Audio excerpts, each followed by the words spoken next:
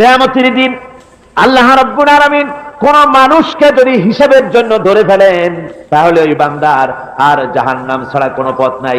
এই জন্য আল্লাহ শিখাই দিয়েছেন, বান্দা দোয়া কর, ওয়া আদখিলনাল জান্নাতা বিগাইরি হিসাব, আয় আল্লাহ বিনা হিসাবে তোমার জান্নাত আমাকে দান করো।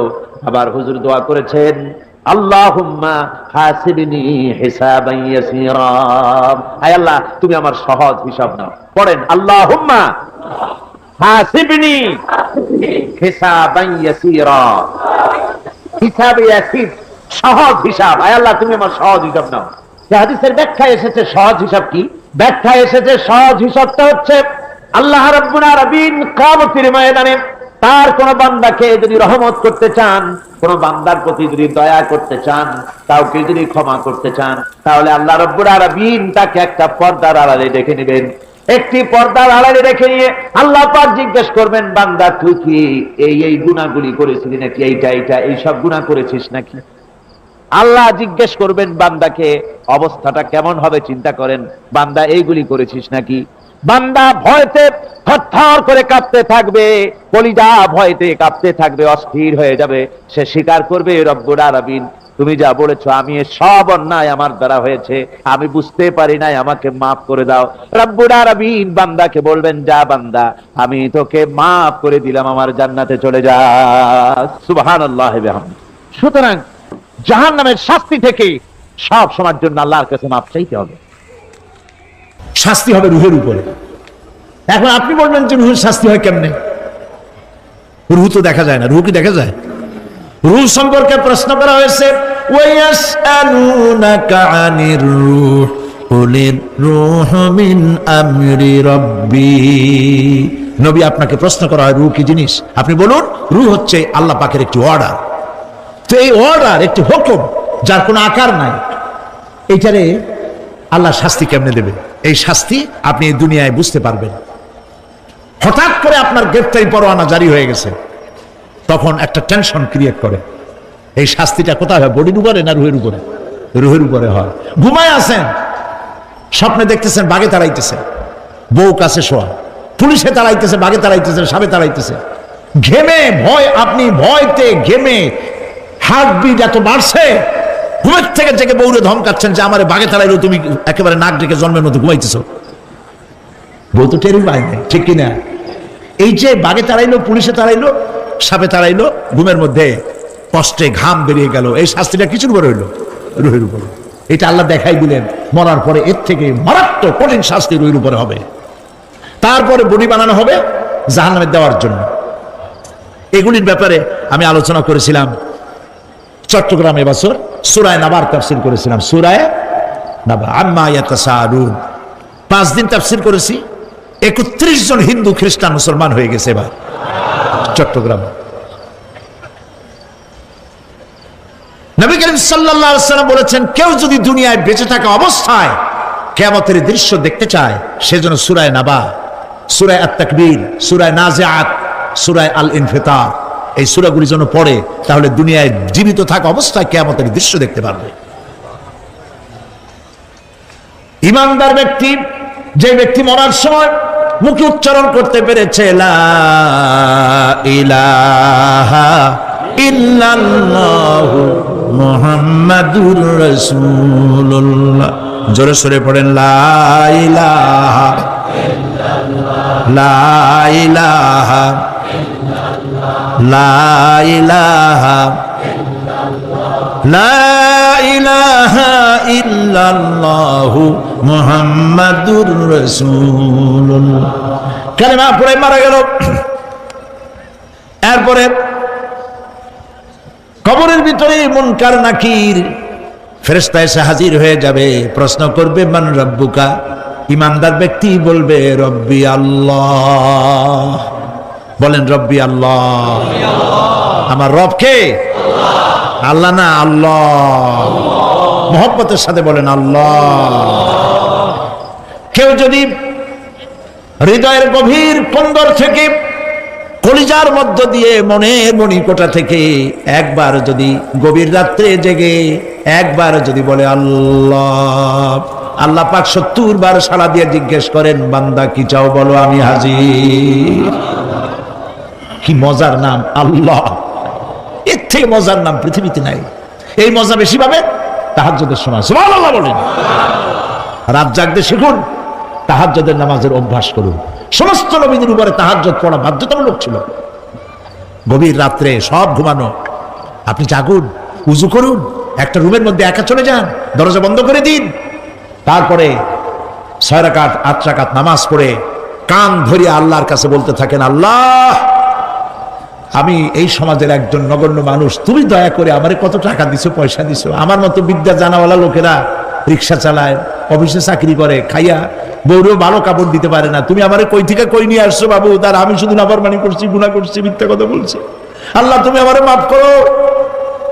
গভীর রাত্রে গুনগুন করে নিজের কানে ধরে অপরাধ স্বীকার করে কাঁদতে থাকেন আর ডাকতে থাকেন, ইয়া আল্লাহু ইয়া রহমানু ইয়া রহিমু ইয়া হাইয়ু ইয়া কাইয়ুম। পড়েন, ইয়া আল্লাহু ইয়া রহমানু ইয়া রহিমু ইয়া হাইয়ু ইয়া কাইয়ুম, ইয়া আল্লাহু ইয়া রহমানু ইয়া রহিমু ইয়া হাইয়ু ইয়া কাইয়ুম। চোখের পানি ফেলে। নবীজি বলেছেন, আল্লাহর ভয়েতে গুনাহ করেছিল সেই লজ্জা করে, আল্লাহর ভয়েতে, জাহান্নামের ভয়েতে মানুষ যখন কান্দে, চোখের পানি নাকের অর্ধেক আসতে না আসতে আল্লাহ পাক তারে মাফ করে দেন। আল্লাহ পাক, মা বাচ্চা যদি কান্দে মা সইতে পারে বলেন? মায়ের চাইতে আল্লাহর মহব্বত কম না বেশি? মহব্বতকে আল্লাহ পাক 100 ভাগ করেছেন, 1 ভাগ সারা বিশ্বের মাঝে ছড়িয়ে দিয়েছেন, আর 99 ভাগ আল্লাহ তার নিজের মধ্যে রাখছেন। একটা ভাগ ছেড়ে দিলেন পৃথিবীতে, সেই ভাগের থেকে যেটুকুন মুরগি পেল, মুরগি তার বাচ্চা ঠেকাবার জন্য চিলের সাথে লড়াই করে, শিয়ালের সাথে লড়াই করে, গরু হাতির সাথে লড়াই করে, মানুষ তার সন্তানকে বাঁচাবার জন্য জীবনটাও দিয়ে দেয়।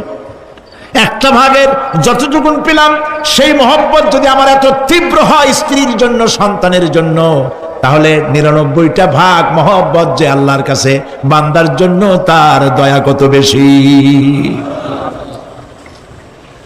এই জন্য কবরের ভিতরে প্রশ্ন হবে, কে তোমার রব? মুমিন ব্যক্তি বলবে, রব্বি আল্লাহ, আমার রব আল্লাহ। ওয়ামা দীনুকা, তোমার দিন কি? বলবে, দীনুনাল ইসলাম। ওয়ামান নবিয়ুকা, তোমার নবীকে? ওই লোক বলবে, নবিয়ুনা মুহাম্মাদুর রাসূলুল্লাহ সাল্লাল্লাহু আলাইহি ওয়াসাল্লাম। হাদিসে এসেছে, ওই সময় নবীজির চেহারা মোবারক দেখানো হবে, প্রশ্ন করা হবে, মা কুনতা তাকুলু ফি হাযার রাজুল, এই লোক সম্পর্কে তোমার ধারণা কি? লোকটি বলবে, হাযা নবিয়ুনা মুহাম্মাদুর রাসূলুল্লাহ সাল্লাল্লাহু আলাইহি ওয়াসাল্লাম, ইনি তো আল্লাহর রাসূল, আমার নবী। সঙ্গে সঙ্গে গায়েব থেকে আওয়াজ হবে, ফাফরিশু বিল জান্নাতি ওয়ালবিসু বিল জান্নাহ। আমার ফেরেশতারা আমার বান্দার জন্য জান্নাতের বিছানা কবরের মধ্যে বিছায় দাও, আর আমার বান্দাকে জান্নাতের পোশাক পরায় দাও। জান্নাতের পোশাক পরায় দাও, জান্নাতের বিছানা বিছায় দাও, আর তার কবরটাকে প্রশস্ত করো, ইলা মাদ্দা বাসারা, যদ্দূর তার চোখের দৃষ্টি যায় অদ্দূর বড় বানায় দাও কবর। ফেরেশতারা বলবেন, নোম কানাউমুল উরুস, দুলামিয়া যেমন বাসর সজ্জায় বউ নিয়ে ঘুমায়, তুমি আরামে ঘুমায় থাকো, ইলা ইয়াউমিল কিয়ামা। ভাই সাহেব, এই পৃথিবীর সব ফাঁকিবাজি, মোহ, সব মোহ, স্ত্রী, পুত্র, পরিজন, মাল, ধন, কিচ্ছু না, কোনো দাম নাই। আল্লাহকে ভয় করুন, আল্লাহকে ভয় করে চলুন। ভয় তো করতে পারলাম না, এত বড় একটা রমজান মাস চলে গেল, রোজা আসছিল তাকওয়া সৃষ্টি করার জন্য, সারা জীবন রোজা রাখলাম, মুত্তাকি হইতে পারলাম না। এটা ঠিক কিনা বলুন? সারা জীবন রোজা রাখলাম, মুত্তাকি হইতে পারি নাই। এখনো মিথ্যা কথা বলি, ওজনে কম দেই, খাদ্যে ভেজাল দেই, কথা ঠিক কিনা?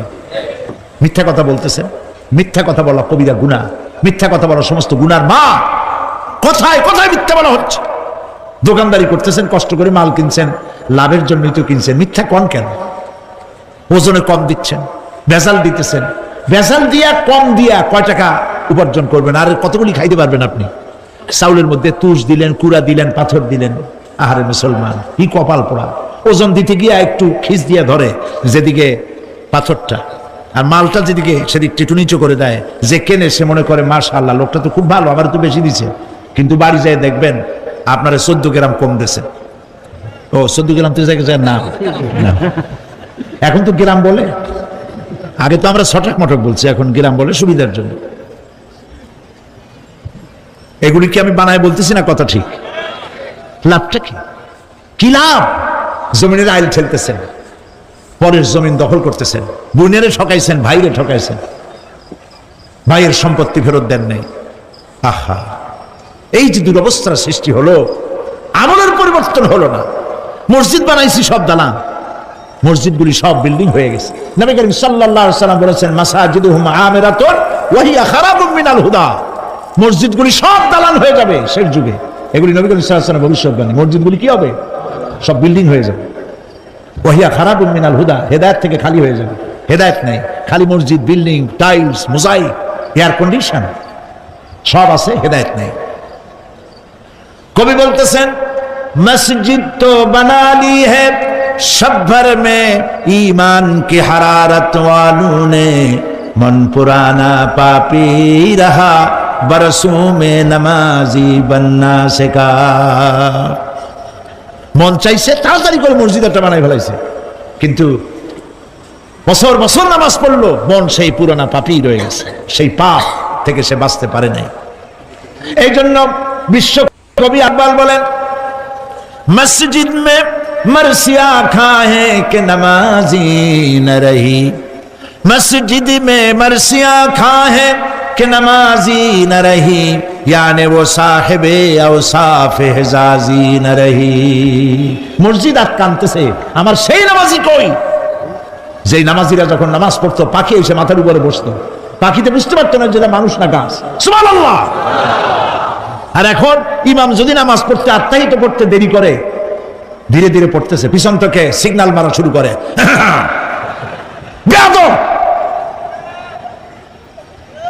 ইমাম যদি নামাজের মধ্যে, ইমামকে কখনো গলায় কাশি দিয়ে আপনি ডিকটেট করতে পারবেন না, বেয়াদবি, নামাজ নষ্ট হয়ে যাবে। অনেকে করে কিনা বলো, ওর নিজেরটা শেষ হয়ে গেছে, এই জন্য ইমাম করে না কেন, সেই জন্য কাশি দেয়। এটা ফাজলামি করার জায়গা নয়। প্রিয় ভাই সব, সুতরাং আমল যদি ভালো না হয়, মসজিদ সুন্দর বানায় লাভ হবে না। আমল যদি ভালো না হয়, সুন্দর জামা টুপি পরে কোনো লাভ হবে না। শরীরে হয়েছে ক্যান্সার আর মাথায় মাখতেছে লক্ষ্মী বিলাসের তেল, লাভ আছে? বলেন লাভ আছে? কোনো লাভ নাই। আমল পরিবর্তন, মিথ্যা ছাড়তে হবে, মিথ্যা ছাড়তে হবে। ওয়াদা করতে পারবেন যে মিথ্যা আর বলবো না? পারবেন? কিন্তু কোরআন শরীফ সম্পর্কে আল্লাহ তাআলা কি বলেছেন? ইন্না নাহনু নাযালনা যিকরা ওয়া ইন্না লাহু লাহাফিজুন। কোরআন নাযিল করেছি আমি আল্লাহ, আর এর সংরক্ষণের সবটুকুন দায়িত্ব আমি আল্লাহ গ্রহণ করেছি। এটা আমি নাযিল করেছি এবং এটাকে হেফাজত আমিই করব। পৃথিবীর কোন মানুষের ক্ষমতা নাই। মানুষের তো কত কিছু চ্যালেঞ্জ করে, আল্লাহরও চ্যালেঞ্জ করছে। আল্লাহ নাই বলছে না, দেয়ার ইজ নো গড, বলে নাই? যারা বলছে তারা এখন আসল জায়গায় পৌঁছে গেছে। বললাম না তো, আল্লাহকে চ্যালেঞ্জ করেছে, আল্লাহ নাই, নাউজুবিল্লাহ। পরকাল বিশ্বাস করি না, আখিরাত বিশ্বাস করি না, কবর টবর কিছু না, এগুলো বলেছে। কিন্তু কোরআন এটা সম্পর্কে মুখ খুলতে সাহস পায় নাই। এটা এই কথা এখনো কেউ বলে নাই যেটা মানুষের তৈরি। ওরা যাতে মাতাল হলো তাহলে ঠিক আছে, কারণ এইটা যদি বলে যেটা মানুষের তৈরি, তো মানুষ তো পাড়ায় ধরবে, বেটা তুই তো মানুষ বানা কোরআন শরীফ পারবে বানাইতে? আল্লাহ রাব্বুল আলামিন প্রথমে চ্যালেঞ্জ করলেন যারা কোরআনকে মানুষের বানানো, নবী করিম সাল্লাল্লাহু আলাইহি ওয়াসাল্লামকে জেনে শিখাইছে, অথবা তিনি কবি হয়ে গেছেন, এইসব কথা বলে যখন তারা বলতেছিল, আল্লাহ রাব্বুল আলামিন তখন চ্যালেঞ্জ করেছেন, যদি পারো কোরআনের মতো করে একখান কোরআন বানাও। এই চ্যালেঞ্জের মোকাবেলা কেউ করতে পারে নাই।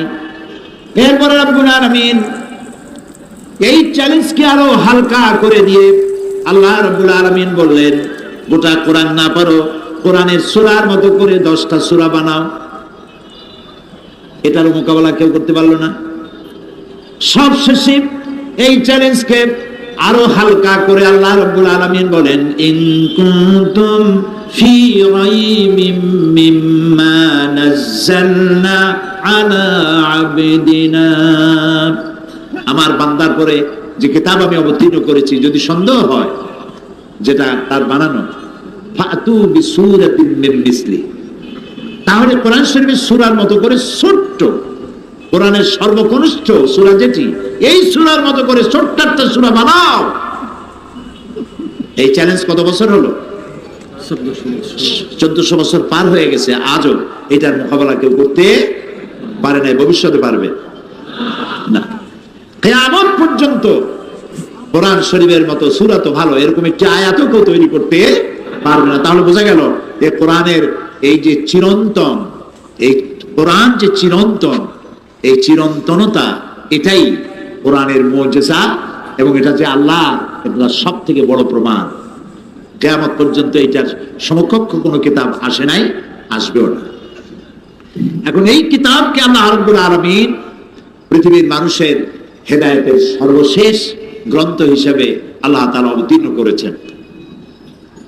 কোরআন পড়ো, কোরআন বোঝো।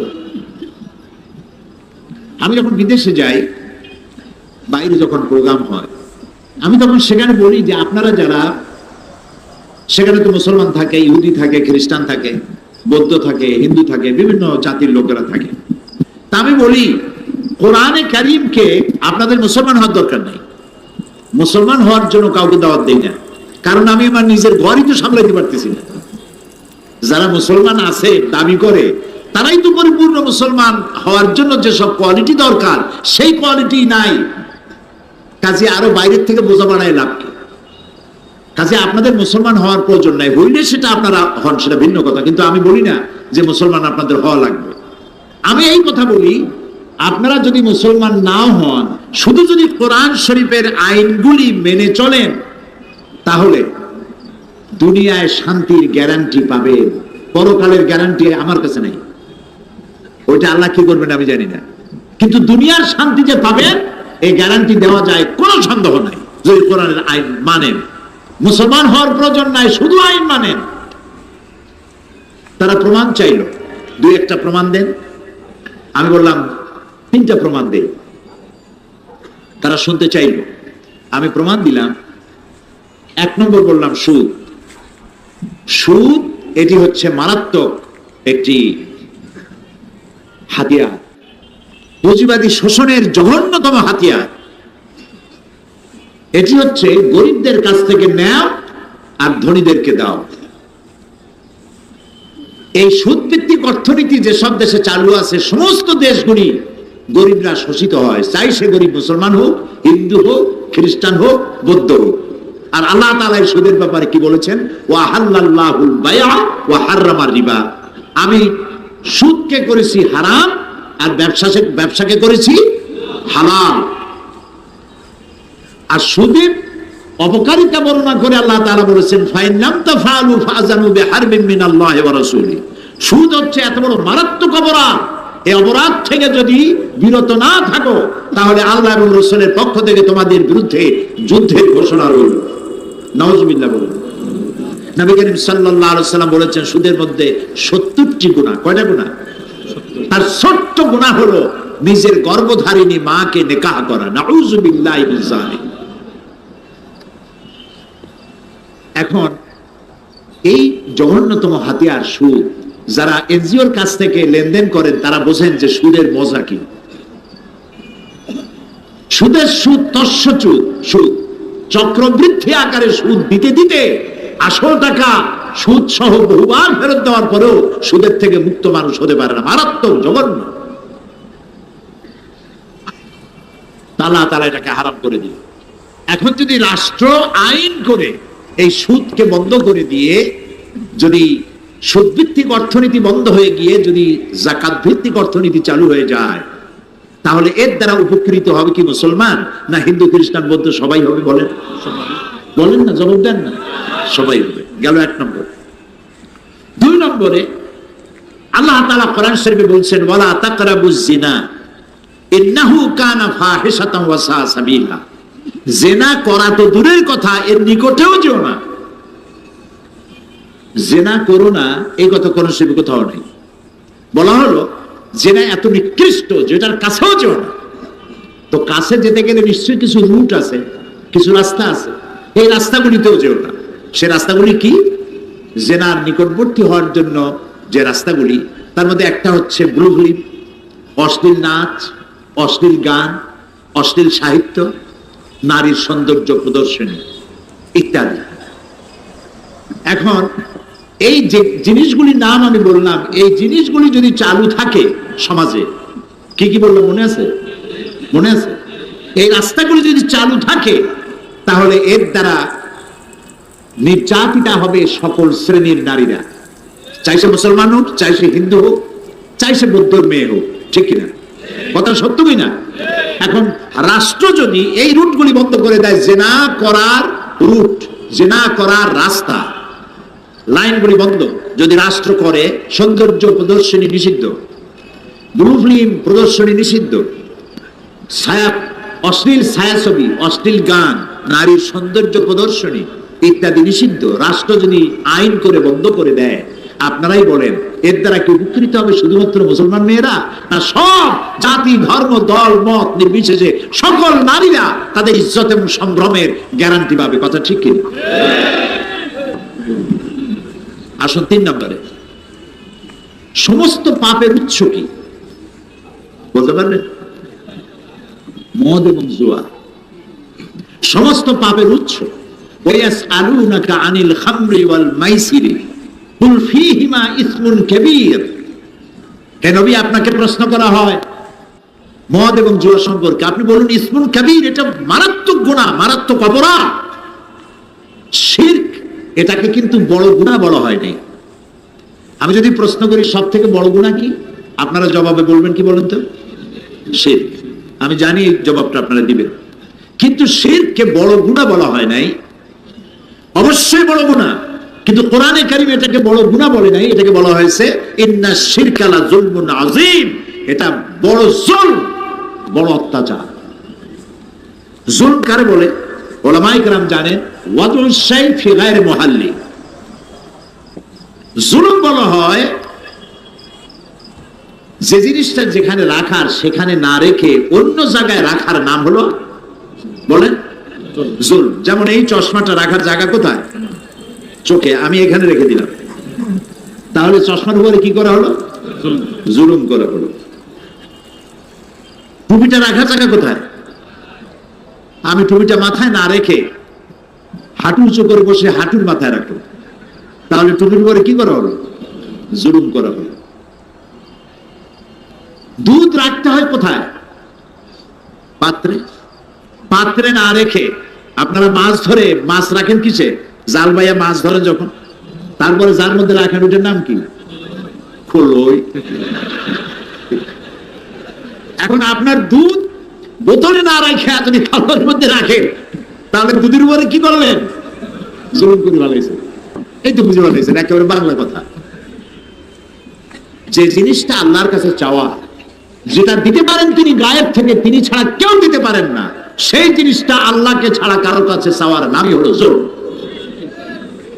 সন্তান দেওয়ার মালিককে, রোগ মুক্ত করার মালিককে, বিপদ থেকে বাঁচাবার মালিককে, হায়াতের মালিককে, মওতের মালিককে, বলেন আল্লাহ, আল্লাহ, আল্লাহ, আল্লাহ।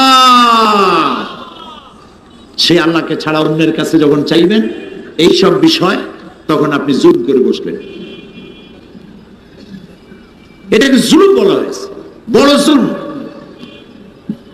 কিন্তু এটা অবশ্যই বড় গুনাহ, কোনো সন্দেহ নেই, কিন্তু একমাত্র বড় গুনাহ নয়। সব বড় গুনাহের মধ্যে এটাও একটি বড় গুনাহ। কিন্তু আল্লাহ তাআলা বড় গুনাহ হিসেবে ইসমুন কাবীর বলেছেন মদ আর জুয়াকে। মদ এবং জুয়া এই দুটি জিনিস মানুষকে মাথা খারাপ করে দেয়। আরে ভাই একটু সময় দেন, একটু স্ন্যাপ নিচ্ছে, কি অসুবিধা? 1 মিনিট একটু সহ্য করতে পারেন না? আমাদের ধৈর্য আরো দরকার হবে। ভাই, আপনি ভাবেন বসে। মদ আর জুয়া, জুয়ায় অসুবিধা কি? জুয়ায় অসুবিধা হলো এক্ষুনি যদি আপনাকে 1 লক্ষ টাকা কেউ দেয়, ওই টাকাটার কোনো গুরুত্ব হবে আপনার কাছে? বলেন বলেন, গুরুত্ব হবে? এই টাকা দিয়ে আপনি যা মূল্য তাই কিনবেন, যা খুশি তাই করবেন। 10 টাকা দিয়ে যদি লেগে যায় 10 লাখ টাকা পেয়ে গেছেন, আপনি তো মানুষের মানুষ মনে করবেন না, আপনি অহংকারী হবেন, ফেরাউন হয়ে যাবেন। যা চান তার চাইতে অনেক বেশি পাইছেন, এত পাও পাইছেন, কোথায় রাখবেন বসার জায়গাও নাই। তখন আপনি ফেরাউন হবেন, নমরুদ হবেন। এই জন্য জুয়া মানুষকে মাতাল করে দেয়, দিক বিদিক শূন্য করে দেয়, কি করবে দিশা করতে, কাণ্ড জ্ঞান বর্জিত করে দেয়। আর এই পয়সাটা যদি 10 লাখ টাকাই হোক, আর 10 টাকাই হোক, আর 100 টাকাই হোক, তা যদি ইনকাম করতে গায়ে মাথার ঘাম পায় পড়ে, 10 লাখ টাকার চাইতে 100 টাকার দাম তার কাছে অনেক বেশি। এটা আয় করতে কষ্ট হয়েছে। আর মদ, যারা এগুলি খায়, নানান রকমের কি বলে, কোকেইন, হেরোইন, চর্স, তারপরে বাহাবা ট্যাবলেট নাকি ইয়াবা ট্যাবলেট, তারপরে এইসব জিনিস, তারপরে পানি জাতীয়, ওদের জিজ্ঞেস করছি এগুলো খাও কেন? ওই হুজুর বুঝবেন না, খাইলে পরে একটা ভাব সৃষ্টি হয়, একটা রাজা রাজা ভাব। এই যে রাজা রাজা ভাব, এই ভাবটাই তার জ্ঞানটাকে, তার কাণ্ডজ্ঞান, তার কমন সেন্সকে বিলুপ্ত করে দেয়। আর কমন সেন্স যখন বিলুপ্ত হয়, তখন সে মানুষ হত্যা করতে পারে, জেনা করতে পারে, ডাকাতি করতে পারে, বোমা মারতে পারে, সব পারে। আল্লাহ তাআলা বলেছেন কুল ফীহিমা ইসমুন কাবীর, মারাত্মক গুনাহ। এখন মদ আর জুয়া যদি বন্ধ করে না হয়, রাষ্ট্র যদি বলে আমার দেশে মদ জুয়া চলবে না, বন্ধ করে দিলাম, এর উৎপাদন, বিপণন এবং সেবন সম্পূর্ণ নিষিদ্ধ, এটা যদি রাষ্ট্র করে দেয়, তাহলে মদ্য আর জুয়ারিদের যন্ত্রণা থেকে শুধু মুসলমানেরাই হেফাজত পাবে নাকি? হিন্দু, খ্রিস্টান, বৌদ্ধ, জাতি, ধর্ম, দলমত নির্বিশেষে সকলের জন্য কল্যাণ হবে না? আমি সেখানে বললাম এই 3টা উদাহরণ যথেষ্ট, আর বহুত আছে, দিলাম না। এই 3টা উদাহরণ যথেষ্ট। কোরআন শুধু মুসলমানদের জন্য আসে নাই, আল্লাহর কসম, কোরআন শুধু মুসলমানদের জন্য আসে নাই। এটা মুসলমানদের জন্য হতো যদি আল্লাহ হতেন আলহামদুলিল্লাহ রব্বিল মুসলিমিন। আল্লাহ কি রব্বিল মুসলিমিন শুধু? তাহলে রব্বুল আলামিন কেন বলি? তিনি সকলের রব, সকল সৃষ্টি তার, আল্লাহ তাআলা। সেই জন্য তিনি যে আইনের কিতাব তৈরি করেছেন, বই তৈরি করেছেন, এটাকে সার্বজনীন। যারা ইসলামকে, এই যে যারা বলে আমরা একটা অসাম্প্রদায়িক সমাজ করতে চাই, রাষ্ট্র করতে চাই, এদের মাথার ঘিলু কি পরিমাণ আমি জানি না, কি খাইয়া বলে তাও জানি। আরে ভাই, কোন মুসলমান কেন বলবে আমি অসাম্প্রদায়িক রাষ্ট্র করতে চাই? ইসলাম তো সাম্প্রদায়িক নয়, ইসলাম চির উদার। সুবহানাল্লাহ, ইসলাম চির উদার। নবী করিম সাল্লাল্লাহু আলাইহি বলেন, সাল্লাল্লাহু আলাইহি ওয়াসাল্লাম মক্কা থেকে মদিনায় হিজরত করে সর্বপ্রথম ইহুদিদের সাথে চুক্তি করেছেন, শান্তি চুক্তি। এই উদার, এত বড় উদারতা কে দেখাবে পৃথিবীর মাঝে? কত বড় উদার! কালো মানুষের কোনো দাম নাই। কিরকম দাম নাই? কৃত দাসী, মালিক তাকে গর্ভবতী করেছে অবৈধভাবে, 7-8 মাস গর্ভের বয়স হয়েছে, বন্ধুদের দাওয়াত দিয়েছে, বৈঠকখানায় কৃত দাসীকে উলঙ্গ করেছে সকলের সামনে, এবং আরেকটা কৃত দাসকে দিয়ে তার পেট চিরেছে, পেট চিরে বাচ্চা বের করেছে, বাচ্চাটা ছটফট করে মরছে আর মা ছটফট করে মরছে।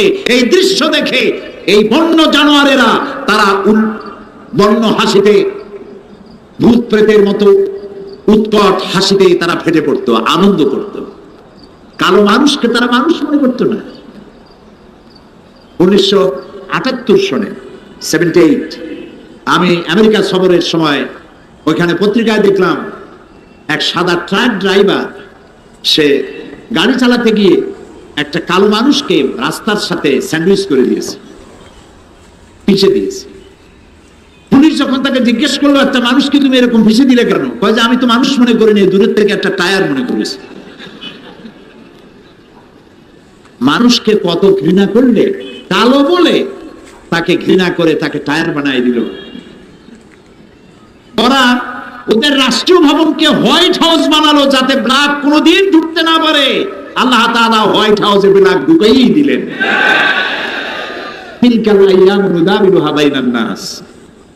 ইতিহাসের মহাকালের ঘূর্ণায়মান চক্রের আবর্তনে এটাই হয়, যা আমরা বুঝি না। আল্লাহ অনেক আগে তিনি বুঝে রেখেছেন, তিনি সর্বজ্ঞাত, সবকিছুই তিনি জানেন। সুবহানাল্লাহ। শুধু কালো মানুষ ঢুকায় নাই, কালো প্রেসিডেন্টের কালো বউ কয়দিন পরে কালো বাচ্চাও দেবে সেখানে। হোয়াইট হাউসের সম্মান বেড়ে যাবে।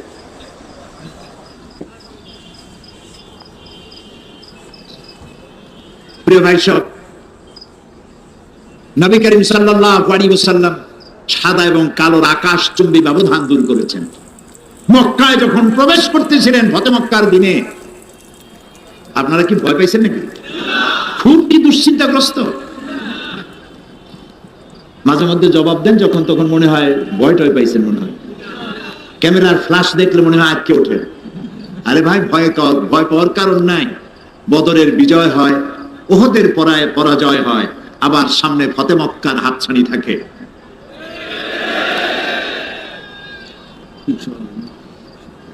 নবী করিম সাল্লাল্লাহু আলাইহি ওয়াসাল্লাম ফতে মক্কার দিনে যে উষ্টের পৃষ্ঠে তিনি বসা ছিলেন, তার পেছনে তার গায়ের সাথে পবিত্র শরীর মোবারকের সাথে মিশে বসা ছিলেন হযরত উসামা রাদিয়াল্লাহু তাআলা আনহু। কৃতদাসের পুত্র, কালো লোকের কালো পুত্র বসা ছিলেন রাসূলের পিঠের কাছে বসা। তাকে নিয়েই আভিজাত্যপূর্ণ কুরাইশ বংশের নেতৃবৃন্দের ভেতর দিয়ে তিনি কাবা শরীফে পৌঁছে গেলেন এবং তাকেই তিনি সেনাপতি বানালেন যুদ্ধের জন্য। 17 বছর বয়সের উসামা রাদিয়াল্লাহু তাআলা তাকে যুদ্ধের সেনাপতি বানালেন। কিন্তু যুদ্ধে রওনা করার আগেই নবী করিম সাল্লাল্লাহু আলাইহি ওয়াসাল্লাম ইন্তেকাল করলেন। হযরত আবু বকর রাদিয়াল্লাহু তাআলা ক্ষমতায় আসলেন। ক্ষমতায় এসে তিনি বললেন, তিনি সেই কাজ দিয়ে শুরু করলেন যে কাজের সূচনা করেছিলেন নবী করিম সাল্লাল্লাহু আলাইহি ওয়াসাল্লাম পূর্ণতা পাবার আগেই দুনিয়া থেকে বিদায় হলেন সেই যুদ্ধের যাওয়ার জন্য। সেটা দিয়ে তিনি তার খেলাফতের কাজ শুরু করলেন। হযরত উসামা সেনাপতি ঘোড়ার পৃষ্ঠে আরোহণ করেছেন খলিফার নির্দেশে। এগিয়ে চলছে তার পেছনে সাহাবীরা। কারা সেই সাহাবী? হযরত ওমর, হযরত খালিদ বিন ওয়ালিদ, বড় বড় সাহাবীরা সব পেছনে চলছেন, আর তিনি উঠে পিঠের উপরে বসা সেনাপতি, কৃতদাসের পুত্র, কালো উসামা বিন যায়েদ রাদিয়াল্লাহু তাআলা। আর তার পাশে হযরত আবু বকর খলিফাতুল মুসলিমিন, আমিরুল মুমিনিন, পাশে পায়ে হাঁটতেছেন আর বলছেন, উসামা, নবী করিম সাল্লাল্লাহু আলাইহি ওয়াসাল্লাম এই যুদ্ধের সেনাপতি তোমাকে বানাইছেন এবং লিস্টে যে সব সাহাবী নাম ছিল তাদেরকে আমি তোমার সাথে দিয়ে দিলাম। ওমরেরও নাম ছিল এখানে। আমি নতুন রাষ্ট্রের দায়িত্ব পেয়েছি, ওমরের মতো লোক আমার পাশে থাকা দরকার। তুমি যদি অনুমতি দাও তাহলে ওমরকে আমি আমার কাছে রাখি। ছেড়ে উঠতে পারে মাথায় উঠে পড়া। হযরত উসামা বিন যায়েদ রাদিয়াল্লাহু তাআলা চোখে পানি ফেললেন, বললেন, আমি মুমিন,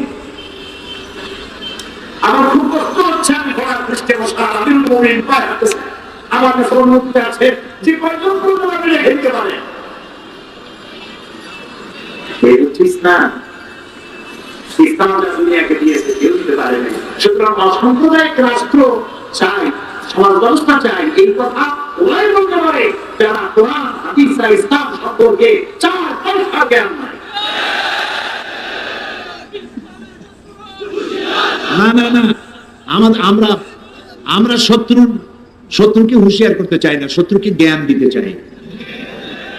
এবং আমরা এদেরকে শত্রু মনেও করি না। এরা আমাদের শত্রু নয়, ওরা আমাদের ভাই। ওদের জন্য দরদ আছে বলি যায়, কারণ ওরা বোঝে না, সেই জন্য ওদের প্রতি দরদ। রাসূলুল্লাহ মার খেয়েছেন, বদদোয়া করেছেন?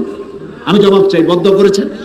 তাইফের ময়দানে রক্ত ঝরেছে, ওহদের ময়দানে দান্দান মোবারক শহীদ হয়েছে, রাসূলুল্লাহ বদদোয়া করেছেন? বদদোয়া করেন নাই, বলেছেন আল্লাহুম্মা গফির লিকাওমি ফাইন্নাহুম লা ইয়ালামুন।